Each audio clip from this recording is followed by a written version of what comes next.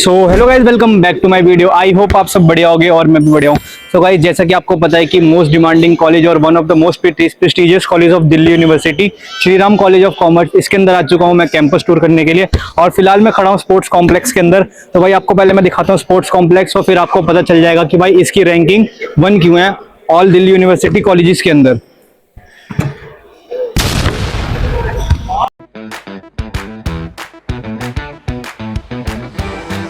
कि आपको पता है कि मैं एसआरसीसी के कैंपस में खड़ा हूँ, मेरे साथ है गुरविंदर भाई। गुरविंदर भाई, क्या हाल चाल? बढ़िया भाई, बढ़िया बढ़िया। तो भाई थोड़ा अपने बारे में बताओ, आपका कौन सा कोर्स है, कौन सी ईयर से हो, क्या सीयूटी स्कोर वगैरह था आपका, थोड़ा भाई। बताओ। मेरा नाम है गुरविंदर, मैं बीकॉम ऑनर्स परस्यू कर रहा हूँ Shri Ram college of commerce से और मेरा सेकंड ईयर चल रहा है फिलहाल तो।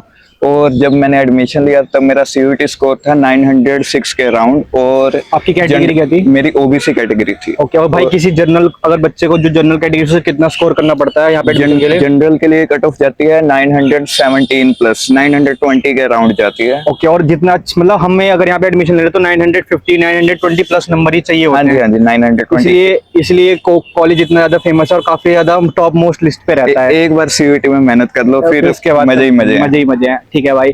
तो जैसा कि आपने बता दिया, अब मेरे को भाई थोड़ा ना कॉलेज के बारे में बताओ, थोड़ा इंफ्रास्ट्रक्चर के बारे में बताओ। यहाँ पे अपने कितने गेट्स होते हैं कॉलेज के अंदर, कितने गेट्स हैं टोटल? इसमें कॉलेज में 4 गेट्स हैं, जिसमें से ये 3 नंबर गेट सबसे इम्पोर्टेंट है। मतलब यहाँ से ही स्टूडेंट्स की मेन एंट्री होती है। और 4 नंबर गेट वो रहा, जिन भी स्टूडेंट्स के पास व्हीकल हैं वो उधर से एंट्री करते हैं। और कॉमन पार्किंग है टीचर्स और स्टूडेंट्स की पार्किंग वहाँ पे अवेलेबल हो जाती है। हाँ जी, हाँ जी। ओके। तो अभी जैसा कि आपने बता दिया, बाकी चीजें हम पूछते हैं आपसे, चलते हैं थोड़ा आगे और बाकी सारी चीजें भी कवर करेंगे। हाँ जी।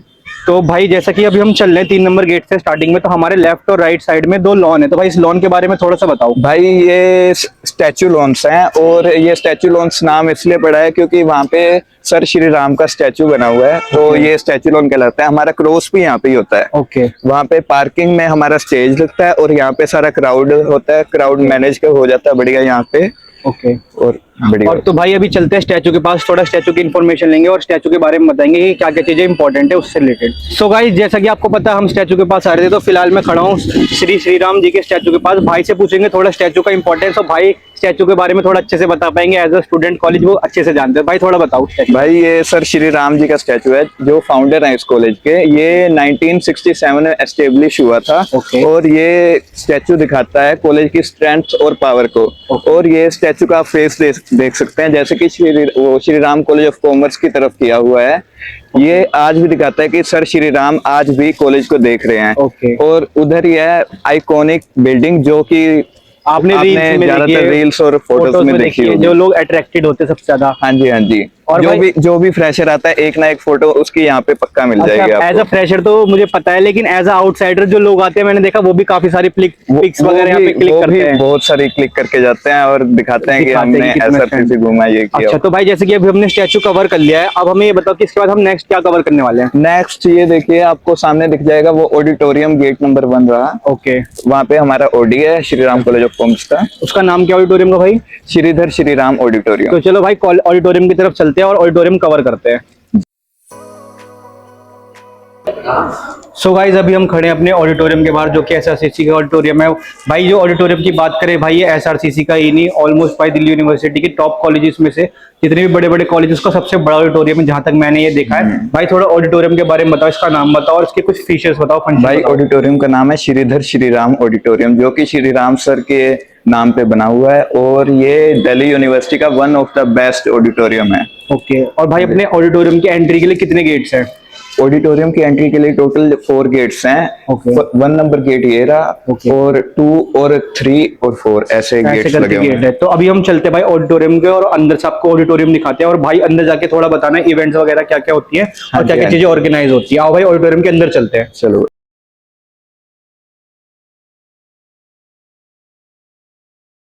तो भाई जैसे कि हम ऑडिटोरियम के अंदर आ चुके हैं, तो भाई थोड़ा ऑडिटोरियम के बारे में बताओ, इसमें कितनी कैपेसिटी है लोगों की और कैसे कैसे इवेंट्स यहाँ पे ऑर्गेनाइज किए जाते हैं। भाई यहाँ पे टोटल 600 से 700 बंदे आराम से आ सकते हैं। यहाँ पे पूरी 600-700 बंदों की सीटिंग अवेलेबल है।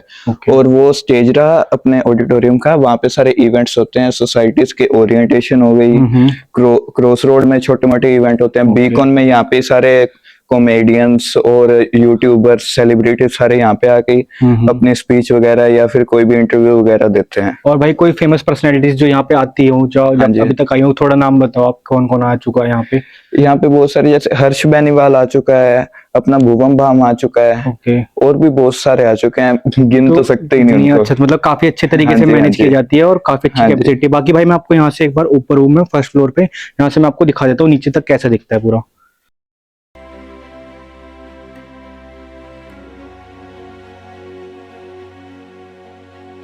जो ऑडिटोरियम के हमारे राइट में है, ये क्या चीज है, आप थोड़े इसके बारे में बताओगे? यहाँ पे जो पोस्टर्स भाई जैसे कि पिछले साल 2025 में एसआरसीसी को 100 साल पूरे हुए थे, तो ये सारी हिस्ट्री लिखी हुई है, जैसे कि वो फर्स्ट बैच रहा, ओके, ये टीचर्स का बैच रहा, फाउंडर्स के नेम लिखे हुए हैं, ओके, यहाँ पे प्रिंसिपल्स लिखे हुए हैं कि जो भी आज तक प्रिंसिपल्स रहे हैं, तो प्रोफेसर सिमरत और हमारी जो करंट प्रिंसिपल हैं उनकी पिक्चर लगी हुई है। और भाई यहाँ पे जो ये चीजें लगी हुई है, थोड़े इनके बारे में बताओ, यहाँ पे क्या क्या चीजें लिखी हुई है? भाई ये सारे उन बच्चों के नाम है जो भी हर साल टॉप करते हैं। यहाँ पे जैसे 2023 तक का डाटा मतलब अपडेट किया हुआ है, और यहाँ पे सभी बच्चों के नाम है जो मतलब फर्स्ट रैंक लाते हैं, फर्स्ट रैंक होल्डर्स हैं। और बाकी यहाँ पे आपके एलुमनाइज के बारे में बताया गया है, शायद यहाँ पे लिखा हुआ है आउटस्टैंडिंग एलुमनाइज। आउटस्टैंडिंग एलुमनाइज वो रहे, आउटस्टैंडिंग एलुमनाइज कंट्रीब्यूटर्स। वो वहाँ की चीज बताओ, जो ये हमारी स्टेयर्स है ये किधर को जा रही है? ये भाई जा रही है ऊपर को, फर्स्ट फ्लोर। ऊपर क्लासेस वगैरह होती है तो यहाँ? हाँ जी, ऊपर क्लासेस हैं।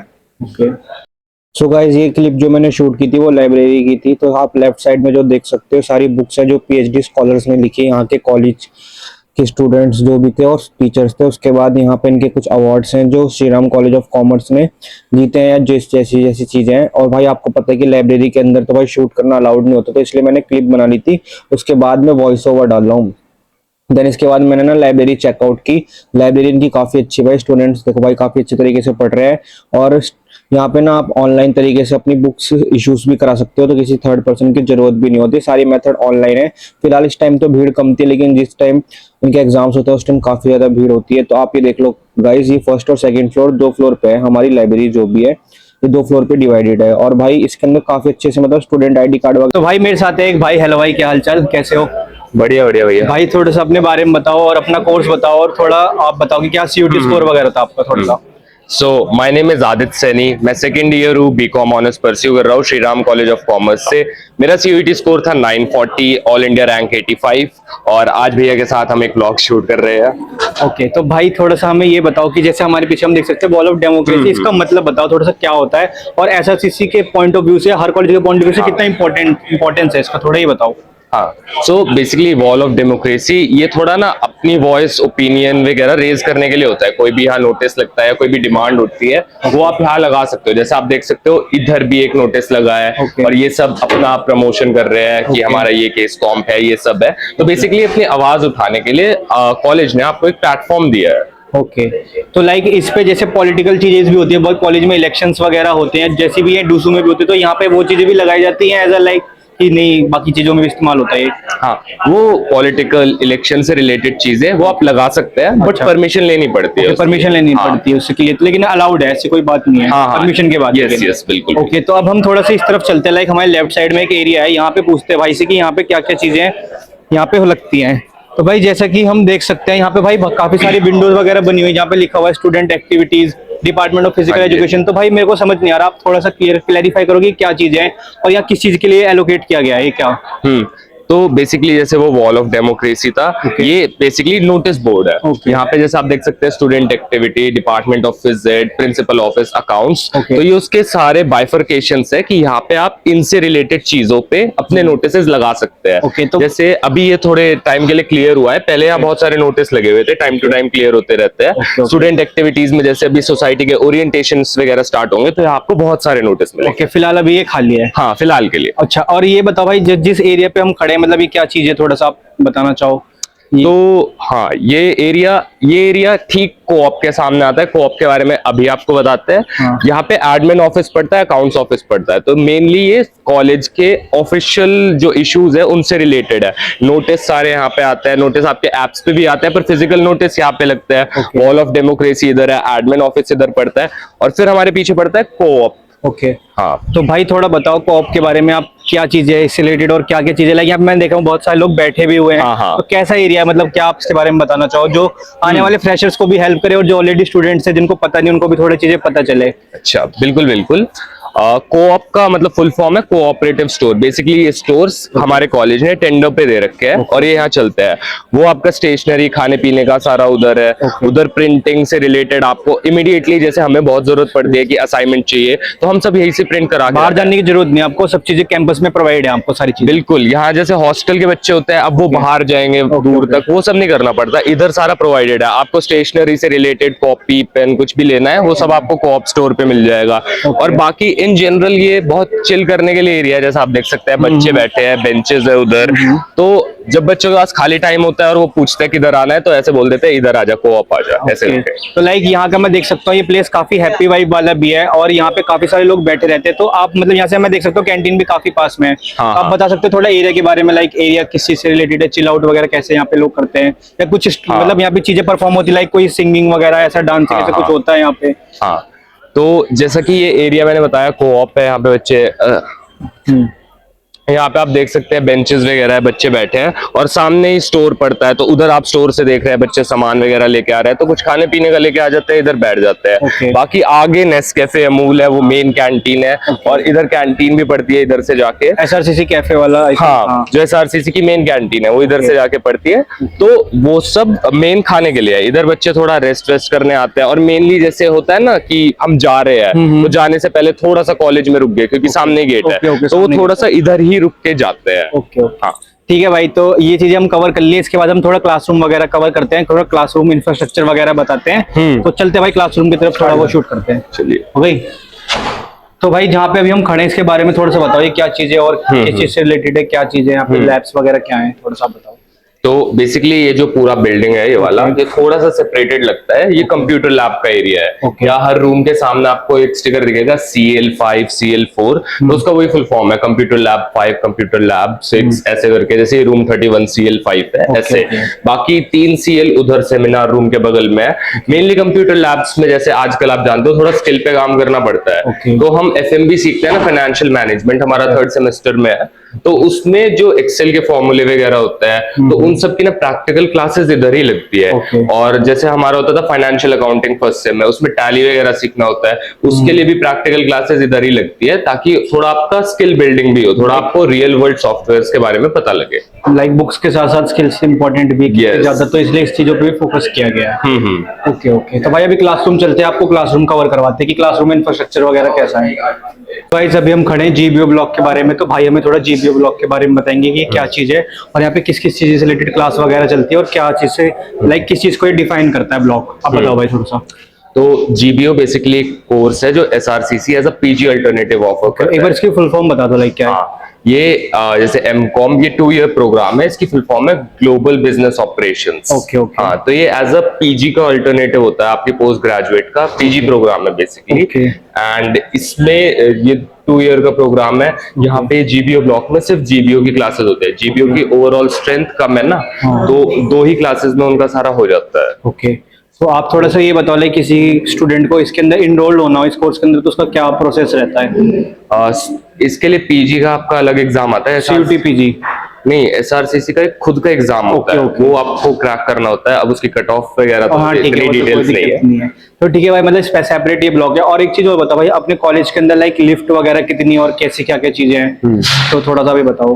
हाँ जी, तो अगर हम यहाँ से बिल्कुल सीधा देखें ना, हाँ, यहाँ पे ये लिफ्ट है जो नीचे वाले फ्लोर से होती है। अब जब मैं पहली बार आया था ओरिएंटेशन के दिन यहाँ पे, मैं बहुत कंफ्यूज था कि एक फ्लोर के लिए क्या लिफ्ट चाहिए। बाद में मुझे अपनी टीचर से पता लगा था कि एक स्टूडेंट था जो डिसेबल्ड थे, लाइक वो व्हीलचेयर में थे, तो उन्होंने ये बोला था कि मैं पर्सनली ना कभी भी ऊपर वाले फ्लोर पे नहीं गया था। तो उन्होंने इसके लिए डोनेशन दिया था कि यहाँ लिफ्ट लगनी चाहिए, और फिर ये लिफ्ट लगी थी। आपकी लाइक जो पर्सनल डिसेबल्ड है वो तो लाइक आ नहीं पाएंगे, तो उनके लिए लिफ्ट तो इंपॉर्टेंट, चाहे एक फ्लोर हो चाहे कितने भी फ्लोर हो। एक्सप्लोर करना तो भाई उनका भी राइट है एक तरीके एज अ स्टूडेंट, उनको भी देखना है, तो इसलिए कॉरिडोर में। और कॉरिडोर में अपनी क्लासेस वगैरह चल रही है यहाँ पे, और कॉरिडोर से मैं आपको व्यू दिखा देता हूँ भाई। नीचे कुछ इवेंट वगैरह हो रहा है यहाँ पे, जैसा कि आप देख सकते हो। अभी भाई क्लास में चल रहा हूँ और क्लास भी आपको शो कर देता हूँ कि क्लास अंदर सेंट्रलाइज्ड एसी वगैरह सब है, डेस्क वगैरह कैसे है, ब्लैक बोर्ड वगैरह, प्रोजेक्टर वगैरह क्या क्या चीज़ें हैं, बाकी आप देख लो। ये अपना कॉरिडोर है फर्स्ट फ्लोर वाला, ये दोनों यहाँ पे खड़े हैं। सो गाइस अभी मैं बैठा हूँ क्लासरूम के अंदर, काफ़ी सारी क्लासेस चल रही है, बट ये वाली क्लास खाली थी तो मैंने भाई यहाँ के सोचा शूट कर लूँ। बाकी भाई डेस्क वगैरह काफ़ी ज़्यादा अच्छे हैं, सामने है ब्लैक बोर्ड पे पढ़ाई होती है, और भाई ऊपर एक ट्यूबलाइट है और ऊपर ने सेंट्रलाइज्ड एसी लगा रखा है। तो मतलब एसआरसीसी के हर एक क्लास में आपको एसी मिल जाएंगे सेंट्रलाइज, तो काफ़ी अच्छा है भाई। बाहर तो बहुत ज़्यादा गर्मी है, अंदर आके बैठे तो सुकून था। बाकी आप ये देख लो भाई, डेस्क वगैरह की क्वालिटी काफ़ी ज़्यादा अच्छी है, और यार यहाँ पे बेंच टाइप भी बना रखा है पीछे बैठने के लिए। तो मतलब काफ़ी अच्छी क्लासेज है। इंफ्रास्ट्रक्चर जितना हाई कट ऑफ है उतना अच्छा इंफ्रास्ट्रक्चर है भाई इसका। बाकी भाई कुछ लोग यहाँ भी बैठे हैं, देखो भाई। अभी चल रहा हूँ भाई बाहर, बाकी चीज़ें कवर करूंगा इसके बाद। सो भाई जैसे कि अभी हम देख सकते हैं कि कैफे के बाहर खड़े हैं, तो आप अपने थोड़ा कैफे के बारे में बताओ, लाइक हाइजीन वगैरह कैसी है और क्या क्या चीजें यहाँ पे खाने लायक है, फेमस क्या क्या चीजें हैं यहाँ पे। तो मेनली यहाँ पे दो चीजें हैं, एक आपका वो छोटे वाला नेस्कैफे हो गया और एक अमूल हो गया। यहाँ पे खाना बहुत अच्छा मिलता है, काफी रीजनेबल प्राइस पे आपको काफी डिसेंट क्वालिटी फूड मिल जाता है। जैसे नेस्कैफे मेरा पर्सनल फेवरेट, वहाँ पे मैगी है, काफी लोग आके यहाँ मैगी खाते हैं नेस्कैफे की। और इधर अमूल है, अमूल की आइसक्रीम तो सबको पता है बहुत बढ़िया है। और मेरा पर्सनल फेवरेट यहाँ का बर्गर बहुत अच्छा है, एक बार ट्राई करना चाहिए। और अगर लाइक कैफे अगर हम बात करें तो इसके लाइक फंक्शनिंग टाइमिंग क्या है, मतलब कब स्टार्ट होता है, कब बंद, ऐसा कुछ टाइमिंग वगैरह लॉट है कि क्या क्या, थोड़ा आप बताओ। इसकी टाइमिंग अलॉटेड है, जो कॉलेज टाइमिंग होती है सेम वो कैफे की है, 8:30 to 5 PM। और अच्छा लाइक उसके बाद जो यहाँ पे हॉस्टल वाले होते होंगे वो यहाँ से तो नहीं खा पाते होंगे, लाइक किसी को अगर खाना होता हो रात के टाइम, तो आपका मेस वगैरह या कैसे है लाइक हॉस्टल वालों के लिए। हॉस्टल के लिए मेनली हॉस्टल के बच्चे यहाँ से डे टाइम में खा लेते हैं। उनका मेस भी ए ब्लॉक उधर है, तो उधर ए ब्लॉक में ही कॉमन मेस है जहाँ पे सारे हॉस्टल वाले। और मैंने यहाँ पे सुना कि एक एसआरसीसी कैफे बहुत ज्यादा फेमस है, वो आप बताओ किस तरफ है और थोड़ा सा उसमें क्या क्या चीजें हैं। यस, तो एसआरसीसी कैफे बेसिकली हमारा ऑफिशियल कैंटीन है। इधर से ठीक वहां देखेंगे भाई, दिखाइयो, तो वहां पे आपको एक बोर्ड दिख रहा होगा एसआरसीसी कैफे गोल्डन कलर में। वो हमारा ऑफिशियल कैंटीन है। पहले अंडर कंस्ट्रक्शन चल रहा था तो वो पीछे था, अब यहाँ शिफ्ट हो गया है वापस। और अभी इसमें नए नए एसी भी लगे हैं एडमिन की वजह से, तो वो भी हम देख। तो आओ भाई एसआरसीसी कैफे चलते हैं, थोड़ा वो भी एक्सप्लोर करते हैं, वो भी कवर करते हैं। उसके बाद आपको हॉस्टल से रिलेटेड भी इन्फॉर्मेशन देंगे। भाई जैसे कि अभी हम एसआरसीसी कैफे कैंटीन में है, तो आप थोड़ा सा कैंटीन के बारे में बताओ कि यहाँ पे क्या क्या चीजें अवेलेबल हो जाती है, जैसे ड्रिंक्स से रिलेटेड फ्रूट्स वगैरह भी मिलते हैं, या क्या क्या चीजें यहाँ पे मिल जाती है, थोड़ा बताओ। यहाँ पे फ्रूट्स नहीं मिलते हैं, यहाँ का मेन्यू थोड़ा लिमिटेड है, जिसका मैं एक्चुअली पेटिशन भी डाला है कि यहाँ का मेन्यू थोड़ा एक्सपैंड करो। बाकी यहाँ पे रेडीमेड चीजें जैसे आपके पैकेट्स होते हैं, चिप्स, कोल्ड ड्रिंक, ये सब तो अवेलेबल है ही। उसके अलावा काफी चीजें जैसे fried rice, south Indian food, Chinese food, यहाँ पे सब अवेलेबल हो जाता है। ओके, लाइक जूसेस वगैरह भी अवेलेबल होते हैं, लाइक मॉकटेल्स हो गए, ऐसा कुछ। Mocktails, cold coffee, shakes, cold drinks, उनके मिक्सचर्स वो सब मिल जाता है आपको। और आपने थोड़ा एसी के बारे में बताया, थोड़ा एसी क्या आप बताइए, ये सेंट्रलाइज्ड एसी कैसे है। इधर जैसे बिल्डिंग अभी नई नई बनी है तो इसमें सेंट्रलाइज्ड एसी नहीं है, पर अगर आप उधर देखेंगे तो उधर की तरफ वो दोनों नए एसी लगे हैं।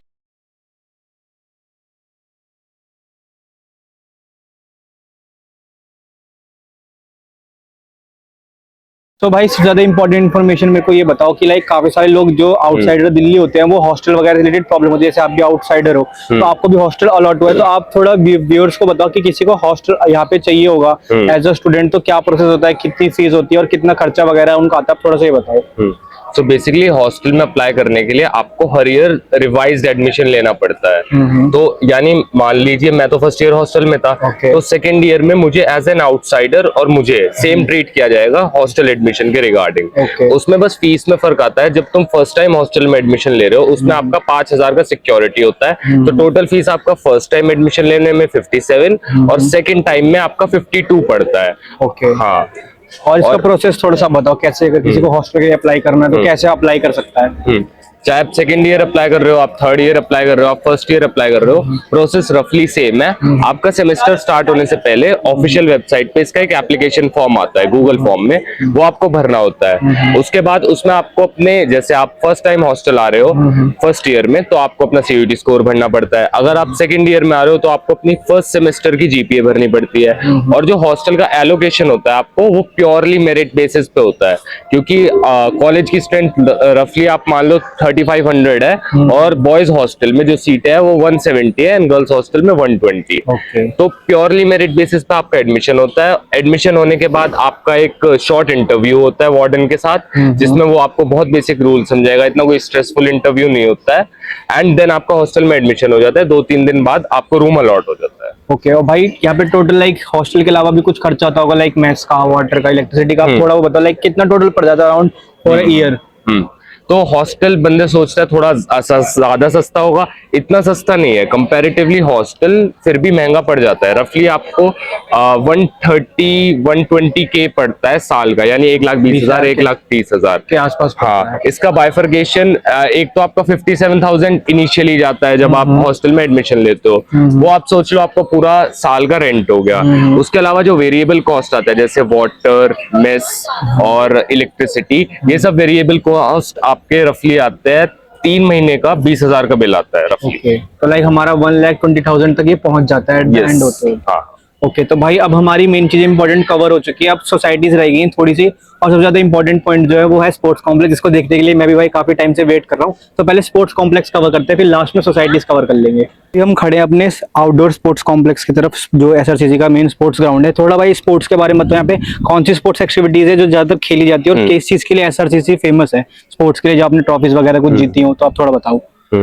तो एसआरसीसी का एज सच 4 डोमिनेंट स्पोर्ट्स इधर चलते हैं, chess, table tennis, basketball and badminton. इसके अलावा भी थोड़े बहुत स्पोर्ट्स है, बट मेनली ये 4 इधर ज्यादा प्रमोट किए जाते हैं। और ऐसे डोमिनेटिंग स्पोर्ट तो नहीं बता सकते कि इस स्पोर्ट में एसआरसीसी सबसे अच्छा है, क्योंकि वो ईयर वाइज टीम पे डिपेंड करता है कि उस ईयर टीम कैसी है। इस साल, पिछले साल जो मेरे वाला साल था, उसमें हमारी basketball team both men and women काफी स्ट्रांग थी, चेस के कंटेंडर्स काफी अच्छे थे, बैडमिंटन के भी अच्छे थे काफी। तो आप थोड़ा आउटडोर जो स्पोर्ट्स होते हैं उसके बारे में बताओ, यहाँ पे आउटडोर्स क्या क्या खेलते हैं स्पोर्ट्स में? लाइक आउटडोर स्पोर्ट्स मेनली मैं जैसे क्रिकेट खेलता था, तो क्रिकेट इतना नहीं है उधर।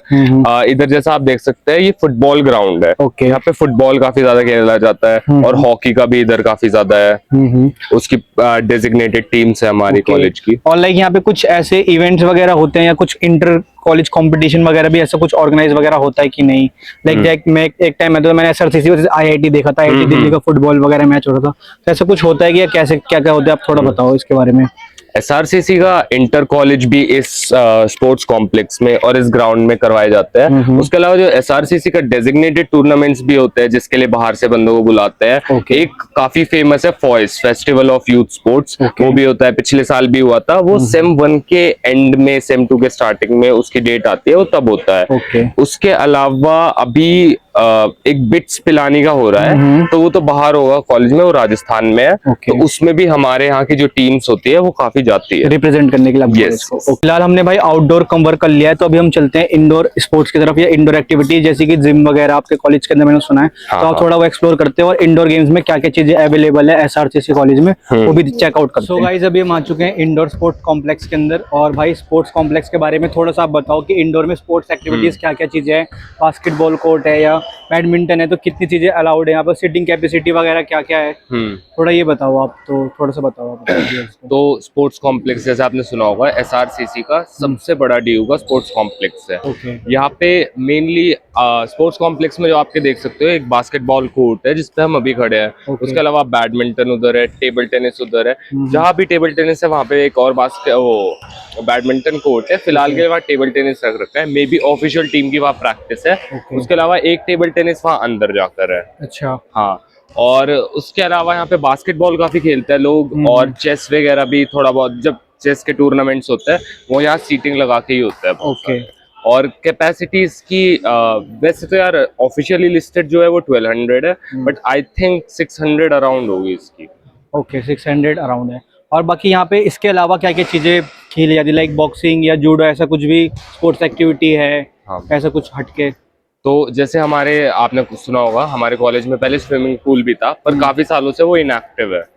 तो ऐसे जैसे स्पोर्ट्स है, बॉक्सिंग, जो स्पोर्ट्स कोटा अलग से आता है, जैसे बॉक्सिंग हो गया, स्विमिंग हो गया, उनके लिए ऑफिशियल कॉलेज में कोई फैसिलिटी नहीं है, बट कॉलेज उनको रीइंबर्समेंट प्रोवाइड करता है कि आप बाहर से क्लासेस ज्वाइन करो, आप बाहर ट्रेनिंग करो, बाहर क्लासेस लो, वो सब। ओके। और भाई मैंने जिम के बारे में सुना था, आप थोड़ा जिम पे चलते हैं, जिम के बारे में दिखाते हैं और क्या क्या चीजें, कैसे किसी को एनरोल करना हो तो कर सकता है, थोड़ा सा आप वो बता देना मेरे को।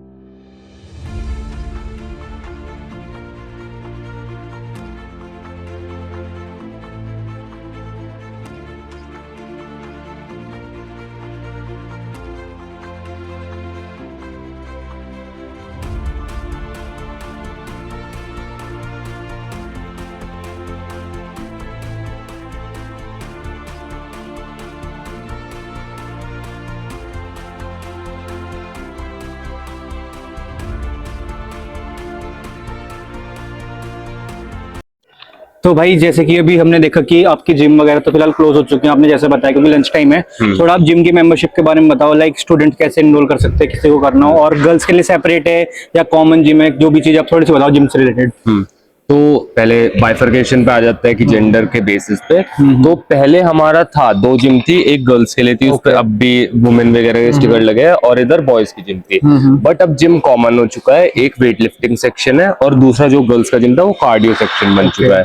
इसका एनरोलमेंट प्रोसेस काफी सिंपल है, आपका एक फॉर्म आता है, वो फॉर्म आप भर दो, वो फॉर्म भरने के बाद सारी डिटेल में फिर आपको ना एक मेंबरशिप कार्ड मिल जाएगा, और उसमें 50 रुपए की रजिस्ट्रेशन फीस रहती है, और फिर आपका मंथली जिम का फीस रहता है 300 रुपए। ओके, बहुत अफोर्डेबल है। और और सबसे ज्यादा इंपॉर्टेंट चीज है कि कॉलेज के अंदर अवेलेबल भी है, तो बाहर से आपको कहीं जाना भी नहीं पड़ता। और लाइक बहुत सारे लोगों को चेंजिंग रूम या ड्रेसिंग रूम ऐसा कुछ यहाँ पे अवेलेबल है, किसी को चेंज करना हो लाइक जिम के बाद, कैसे सीन होता है? हाँ, तो इधर नीचे हम जहाँ स्पोर्ट्स फॉर्म से अभी आए थे, उधर एक गर्ल्स वॉशरूम है, एक बॉयज वॉशरूम है, उधर ही आपका चेंजिंग रूम है। Okay. तो मैं पर्सनली जैसे फर्स्ट ईयर में जिम जाता था, तो क्या होता था, मैं क्लासेस के बीच में गैप हो गया, क्लास कैंसिल होगी, मैं गया चेंजिंग रूम में, मैंने दूसरे एथलेटिक वेयर में चेंज कर लिया, जिम करके, एंड 1 घंटा मेरा टाइम पास हो गया, फिर मैं नॉर्मल क्लास में चला जाता था। तो भाई थोड़ा सा इंपॉर्टेंट चीज बताओ, लास्ट नॉट द लीस्ट, कि यहाँ पे सोसाइटीज वगैरह कैसी फंक्शनिंग होती है, कुछ प्लेसमेंट्स के बारे में बताओ, कुछ एलुमनाइज के बारे में बताओ। तो सबसे पहले हम बात करते हैं सोसाइटीज के बारे में, तो थोड़ा सोसाइटी से रिलेटेड कुछ चीजें बताओ कि सोसाइटी कैसे फंक्शनिंग है और कैसे वर्किंग है यहाँ पे। तो बेसिकली आपके सीवी में एक्स्ट्रा करिकुलर्स के लिए like internship, even career oriented, जैसे आपकी होगी इंटर्नशिप एक्स्ट्रा करिकुलर के लिए कि आपने इवेंट मैनेज करा, और बाकी सब बेसिकली सीवी बिल्डिंग के लिए सोसाइटीज होती है। जैसे मैं अपना बता देता हूँ, मेरा स्कूल जो था वो इतना कुछ खास नहीं था, मेरी काफी हम्बल अपब्रिंगिंग है। तो इस कॉलेज में आके वो अपॉर्चुनिटीज मिलती है कि आप काफी सारी चीजें एक्सप्लोर करो, तो वो आपको सोसाइटीज प्रोवाइड करती है। अब काफी टॉप टियर सोसाइटीज होती है, काफी कल्चरल सोसाइटीज होती है, कुछ एकेडमिक्स पे फोकस होती है, कुछ फाइनेंस, कोई स्पेसिफिक डोमेन हो गया, कोई ग्लोबल आउटरीच पे फोकस हो गया, ऐसे बहुत सारी सोसाइटीज की लिस्ट है। हम एक्चुअली पेम्पलेट्स भी बांट रहे थे जिसमें डोमेन वाइज सोसाइटी की लिस्ट थी सारी। बाकी सोसाइटी का अच्छा कल्चर है, आप जाओ वहां पे, आपको आपके सीनियर्स काफी हेल्पफुल होता है, क्योंकि एक टाइम पे वो भी फ्रेशर थे, 1 साल का ही फर्क होता है। तो जैसे यहाँ का कल्चर में क्या होता है, आप सोसाइटी फर्स्ट ईयर में ही मेनली ज्वाइन कर सकते हो, सेकेंड ईयर आप बेसिकली एज अ कैबिनेट काम करते हो सोसाइटी में, रादर देन वो एक्चुअल जो आपका ग्रंट वर्क होता है। तो जो सीनियर्स होते हैं वो काफी सिंपैथेटिक होता है, क्योंकि 1 साल पहले वो भी वहीं पे थे, और वो आपको हर स्टेज पे हेल्प करने को तैयार रहते हैं। तो जैसे कि आपने सोसाइटीज के बारे में बताते, काफी अच्छी इन्फॉर्मेशन मिली। आप थोड़ा सा हमें प्लेसमेंट्स के बारे में बताओ, क्योंकि हर एक कॉलेज स्टूडेंट की यही डिमांड होती है कि इतना अच्छा कॉलेज है तो प्लेसमेंट भी अच्छा होगा। तो प्लेसमेंट की जो रियलिटी आप थोड़ा सा बताओ कि on an average highest package कितना जाता है, या एवरेज हमारा प्लेसमेंट वगैरह कितना लगता है, तो आप थोड़ा सा बताओ। सो प्लेसमेंट जैसे आप ब्रोशर पे देखते हो 30 LPA, 25 LPA, 36 LPA, तो अगर आपको उन सब डबल डिजिट LPA प्लेसमेंट चाहिए, तब तो आपको SR में भी अबव एवरेज तो होना पड़ेगा, like at least 9 GPA, extra curriculars, आपने पहले से कोई इंटर्नशिप्स करी हो, बेसिकली आपका CV बहुत ज्यादा स्टैक्ड होना चाहिए। पर मैं इतना कहूंगा, if you have made it to SR, अगर आप एक डिसेंट GPA भी रखते हो, लाइक अराउंड 8.5, 1-2 सोसाइटी कर ली, एक आधी इंटर्नशिप कर ली, सो मोर और less you can be assured कि भाई मेरी प्लेसमेंट तो लगी जाएगी। आपका एवरेज पैकेज SR का अराउंड 10 लाख है, मीडियन 8 लाख है, तो उतना तो आप एक्सपेक्ट कर सकते हो। ओके, और कुछ फेमस कंपनीज जो SRCC से जाते हैं स्टूडेंट्स, आप बता सको कंपनीज जहाँ पे प्लेसमेंट होती है स्टूडेंट्स की। सबसे ज्यादा पैकेज ले जाने वाले तो मिंत्रा, मीशो, Amazon, ये सब काफी हाई पैकेजेस ले जाते हैं। थोड़ी बहुत मास हायरिंग कंपनीज भी आती है जो लाइक आपको 4-5 LPA, मार्केटिंग फर्म्स जैसे ITC वगैरह वो ऑफर करती है। उसके अलावा इंटर्नशिप्स के लिए भी काफी कंपनीज आती है, Bain and company, McKinsey again internships के लिए, और ये सब आपको PPOs भी ऑफर करती है। और थोड़ा सा आप एलुमनाइज के बारे में बताओ कि SRCC के एलुमनाइज क्या है और एलुमनाई नेटवर्क कैसा है यहाँ पे?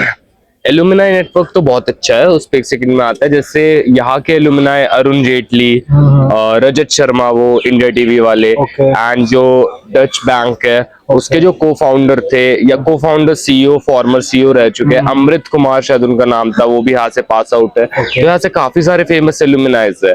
और पिछले साल जैसे हमारा सेंटिनरी ईयर था, 100th ईयर, तो हमारा एलुमनाई मीट हुआ था, और उसमें एलुमनाइज जिन्होंने बाहर SRCC से ग्रेजुएट होकर बाहर काफी जगह काम करा है, HSBC बैंक, जापान की काफी फेमस बैंक्स, Okay. उन्होंने लाइक ग्लोबल हेजिंग करवाई है वो सब, तो वो सब भी वहाँ आए थे, तो उनसे काफी अच्छा नेटवर्किंग हुआ हमारा। वहाँ हमें एक मिले जिन्होंने HSBC बैंक में काम करा है, अब दिल्ली रहते हैं, रिटायर्ड है। उन्होंने भी कहा तुम्हें किसी इवेंट में बुलाना हो, किसी स्पीकर सेशन में मुझे बुलाना हो, उन्होंने पूरा अपना छोटे भाई की तरह बताया कि तुम यार कभी भी बुला सकते हो। तो एलुमनाई कनेक्शन काफी अच्छा है। बाकी जैसे SR से ग्रेजुएट होके बाहर मास्टर्स करने जाते हैं, वहाँ भी काफी सारे लोग हैं जो अवेलेबल है, like university of Texas, university of Dutch, California, वहाँ सबसे भी एलुमनाई आते हैं। और कोलैबोरेशन, जैसे हमारा OIP है, ऑफिस ऑफ इंटरनेशनल प्रोग्राम्स, उनके साथ कोलैबोरेटिव सेशंस होते हैं, और वो काफी सारी चीजें लाइक स्कॉलरशिप अपॉर्चुनिटीज इंटरनेशनल सब अवेल करवाते हैं आपको। ओके ओके, तो भाई काफी ज्यादा अच्छा लगा आपसे बात करके, थैंक यू भाई।